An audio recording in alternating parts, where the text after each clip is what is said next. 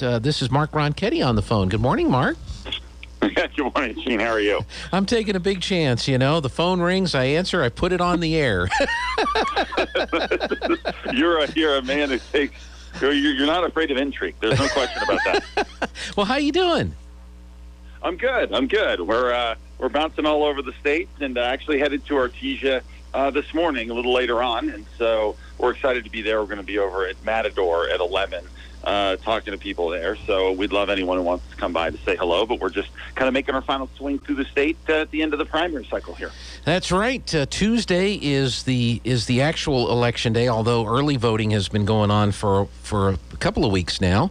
Have you gotten any kind of sense as to what is happening with the early voting? Have you been able to determine, are people coming out to vote? Are more Republicans turning out than Democrats? What have you in your campaign been able to learn from the early voting? Yeah, we've seen some pretty good numbers so far. There's no doubt. We've heard from the Secretary of State that Republican numbers are up as compared to where Democrats are. And obviously they have more registered voters in the state than we do. So we may end up seeing a few more Democrats vote than Republicans. But as a percentage of where things sit, there's no question. I think the voter interest is really strong on the Republican side. And what we're seeing is people more and more, and Gene, I think you see this in Artesia too, as you get closer and closer to Saturday, the last day of early voting, you see people really ramp up in how often they're voting, and we're seeing that too. So you start the first weekend, you get a few people that show up, and then more and more we're seeing people show up. And I think there's an incredible amount of interest on the Republican side on this election, making sure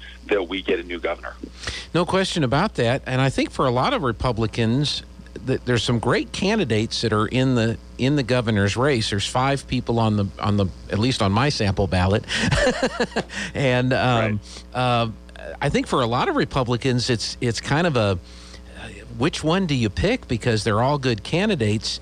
So do you find that a lot of people are trying to not think of it as this is the candidate I really want to get behind, but which candidate they think can beat Governor Grisham in the general election? Do you hear some of that as you're talking to folks on the campaign trail? Yeah, I think you do hear that more than probably in past years. That's one of the things that we talk a lot about and we hear from people is the opportunity to beat this governor. I think that when you look at where we are and how she's acted, the governor meeting toward our campaign, I think it's obvious she's not looking forward to running against us, and that's one of the things that we talk to people all the time about. And I think there's also, a sense that when you have an opportunity like this, we need to make sure we get it right. We need to make sure we get a candidate who can beat her and ends up talking about the issues that are important to the people of the state of New Mexico, and we don't get sidetracked on things that they could hurt our chances to win. So I think that's one of the things and one of the points we've been making is coming off the Senate race and then in this race, knowing that there's just a real opportunity of a conservative movement that's being built in this state because of what this governor has done, because of what she's done with oil and gas, because of what she's done with the economy, because of what she's done with our schools. You look at so many different areas where not only the governor but the legislature has taken us off on the wrong track. We have to get this right and make sure we nominate someone who's going to beat Michelle Lujan Grisham, and we're definitely that campaign. Now, in this part of the state, obviously we're oil and gas, and you're going to talk to people that are oil and gas, and you're going to hear from oil and gas people on what the state needs to do to help support the industry.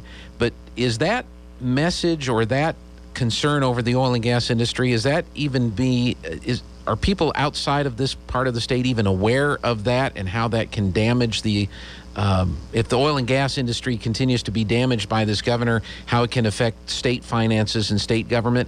I mean, outside of this corner of the state, do people even know the oil and gas exists, or what's their opinion of the oil and gas industry in New Mexico? You know what's interesting is I think when you talk about the industry as a whole and what it means to people and what it means to government, I think what it means to government is less important to them than what it means to themselves when they go up and they fill up with gas and it's $4.75 a gallon. You start seeing what these issues are. You see what the Biden administration did. You see what Michelle Lujan Grisham has done. And really the way I describe what she's done is death by 1,000 cuts. She does little things to our oil and gas industry slowly along the way to try to slow them down, to make their lives more difficult, to make it more expensive to operate. These are all things that she does. And then when you talk to people who don't have involvement in oil and gas, what they're starting to see is when they go and it affects them and they go to fill up their tank with gas, they see what the repercussions are from terrible policy. And all of this has sort of happened at once, whether you talk about gas prices or whether you talk about inflation. All of this is killing middle-income and low-income New Mexicans. And so I think there's a real understanding and a real willingness now from people across the state to say, wait a minute, we have the best industry in the world here. Why in the world are we not empowering them to help bring gas prices down, to help bring inflation down, but yet we're not, thanks to the Biden administration and thanks to this governor. So I think where we are right now is a unique opportunity, Gene, where sometimes you didn't always have that chance to make the case for oil and gas, but I definitely think we do now. Well, that would be great, because people in this part of the state have been trying to make that message known to the legislators and the people around the state for years, and hopefully that will be successful. I have to ask you this, being a media person, you've done some debates, but then you've also been on the campaign trail and you've been out talking to folks, real people, maybe even viewers of yours that watched you when you were on television.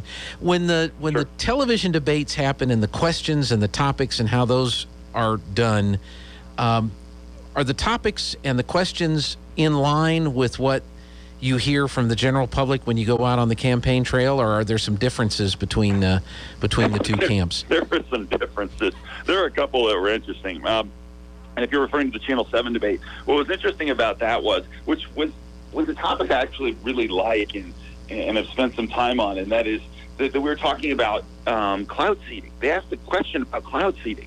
And I have to be honest, we've talked about it to some degree in some circles around the state, but that's not the top of everyone's mind when they start talking about the issues that we face. And I love it. You know, it plays right into meteorology, and it's something that could help the state on the edges to get a little more moisture. But it was interesting to hear. But I will say, for the most part, I think, yes, you hear the same topics. But what's interesting, Gene, is as we've gotten closer to this primary, and I think as we head throughout the summer, what's starting to happen here is initially we had crime and the border were sort of at the top of the list, and those are still very important, there's no question, but economy now is taken over, just because we're seeing kind of the tight grip of inflation and high fuel prices, that's starting to dominate everything that we're talking about. And so therefore, in the forefront of that, people start to ask, what are we going to do to make New Mexico a better place and an easier place to do business? So those tend to be the things we talk about in most debates and in most rooms that we go to. Those are the topics that are important. Well, that's good, because you'd like to think that the folks in the media are paying attention to what's going on in the state and are reflective of that in the debates. At least that's what we've tried to do here whenever we've done our city council debates and stuff like that. So you're headed down to southeast New Mexico. You're going to be in Artesia. Where are you going to be later today? We'll be at Matador at 11 o'clock today. Matador at 11 o'clock.